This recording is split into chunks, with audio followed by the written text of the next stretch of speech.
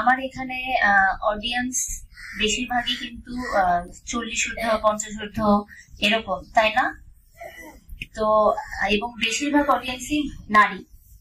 তো আমি আজকে কথা বলবো নারীর যত্ন নিয়ে। হ্যাঁ, এই বয়সী নারীর যে যত্ন সেটা নিয়ে কিছু বলবো, এবং আপনাদের যে সিটিজেন কেয়ার বাংলাদেশ আপনাদের যে সেবা দিচ্ছে, কি সুবিধা পাবেন এই পুষ্টিবিদদের কাছ থেকে, সেই ব্যাপারে কিছু বলবো। প্রথমত যেটা হচ্ছে যে আমি আমার পরিচয়টা দিই। আমি সাজিয়া মাহমুদ। আমি চেম্বার করছি প্যান কেয়ার হসপিটালে। আমি পুষ্টিবিদ ফাউন্ডেশনের পক্ষ থেকে এসেছি আপনাদের সাথে পরিচিত হতে। আমরা নারীরা, আমরা যে স্টেজে এখন আছেন আপনারা, আমরা কিন্তু অলরেডি অনেকখানি পার হয়ে গেছে সময়। সেই সময়টা বেশিরভাগই কিন্তু হয় স্বামী নালে সন্তান, এদের পিছনেই সময় ব্যয় করেছেন, তাদের যত্ন দিয়েছেন। নিজের জন্য কতটুকু করেছেন? এখন কিন্তু আবার নাতি নাতনিও যোগ হয়েছে, তাই না? কারো কারো মনে হয় নাতি নাতনিও যোগ হয়ে গিয়েছে। এখন নিজের জন্য কতটুকু সময় বের করতে পেরেছেন, এটা তো বলছি নিজের যত্নের জন্য। আমরা যেটা হয় যে লাইফস্টাইলটা সবচেয়ে বেশি ইম্পর্টেন্ট, আমাদের জীবন ব্যবস্থা যেটা খুব বেশি তাড়াহুড়া দৌড়ের মধ্যে পার করেছি। এখন কিন্তু একটু হাতে সময়, তাই না? তো যত্নটা যখন নিব তখন কিন্তু যার উপর ডিপেন্ড হচ্ছি তারা ব্যস্ত। তো তারা যেহেতু ব্যস্ত, আমাকে এখন নিজের জন্য কিছু সময় বের করে নিতে হবে। সময়টা কিভাবে বের করে নিবেন? নিজের 4টা যত্ন খুব বেশি জরুরি। 1, খাদ্য ব্যবস্থা। খাদ্য ব্যবস্থা সম্পর্কে আপনার জ্ঞান থাকতে হবে। যদি আপনার জ্ঞান না থাকে, আমরা আছি পুষ্টিবিদরা আপনাদের সাহায্য করার জন্য। এই সময়টা আপনারা হরমোনাল অনেক চেঞ্জ আসে নারীদের, একটা মেনোপোজের দিকে যেতে থাকে, এবং সে সময় হরমোনাল চেঞ্জের জন্য মানসিক অনেক অবসাদ হয়, অনেক বেশি মন খারাপ, ভালো লাগে না কোথাও যেতে, কোথাও কিছু করতে, নানা রকম সমস্যা। এক একজনের এক এক রকম, কারো হট ফ্লাশ, গরম লাগা থেকে নানা রকম অনেক সমস্যা। এই জিনিসগুলো আমরা কি কি উপায়ে অতিক্রম করতে পারি? খাদ্য ব্যবস্থার মাধ্যমে, পাশাপাশি ফিজিক্যাল অ্যাক্টিভিটিস মাধ্যমে।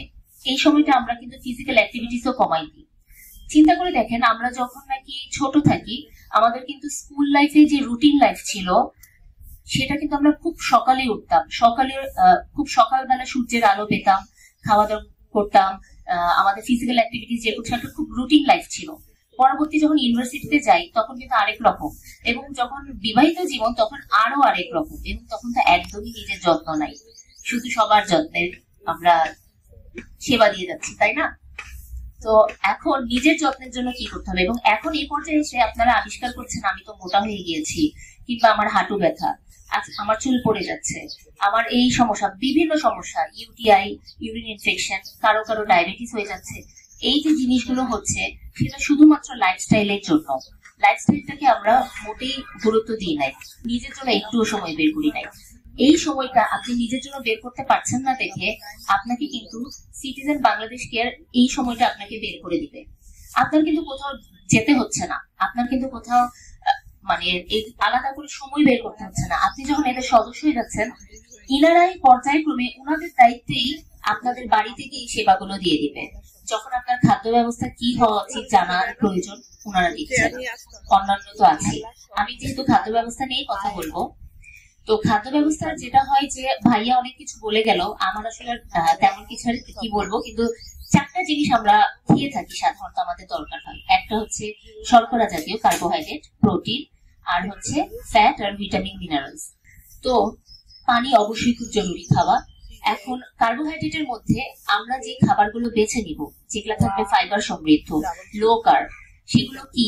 সেগুলো শুধু যে ভাত রুটি যে আমাদের কার্বোহাইড্রেট তা না, আমাদের চারপাশে অনেক অনেক কার্বোহাইড্রেট খাবার আছে, সেগুলো দিয়ে আমরা চলতে পারবো। হ্যাঁ, এবং সেই ভাত, এবং আমরা যেটা হয় যে সবার আগে মোটা হলে বা অসুস্থ হলে ভাতটাই বন্ধ করে দিই, কিন্তু জানেন রুটি থেকে ভাত যে অনেক ভালো, কারণ রুটিতে যে গ্লুটেন আছে তার থেকে ভাত অনেক বেশি ভালো।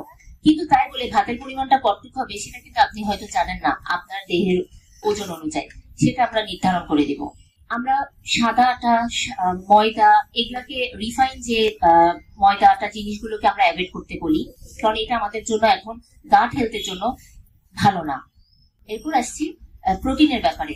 ভাইয়া বলে গেল যে প্রোটিনের কথা। প্রোটিনটা কিন্তু আমরা ডিম খাবো। আগে এক সময় বলতো যে কি ডিমের কথা বলতো কি সাদা অংশটা খাবেন, বলতো কি যে 50-40 হয়ে গেলে কুসুম খাবেন না। এখন কিন্তু বলছে না, রিসার্চ হচ্ছে, সায়েন্স প্রতিনিয়ত চেঞ্জ হচ্ছে। প্রতিদিন একটা সুস্থ মানুষ একটা গোটা ডিম খেতে পারবে। যদি সে অন্য আদার্স মানে আরো ডিম খায় তাহলে সে হয়তো কুসুম বাদ দিবে, সেটা প্রয়োজন সাপেক্ষে, সেটা আমরা বুঝে দিই। কিন্তু একটা ডিম প্রতিদিন একটা সুস্থ মানুষ প্রতিদিন খেতে পারবে।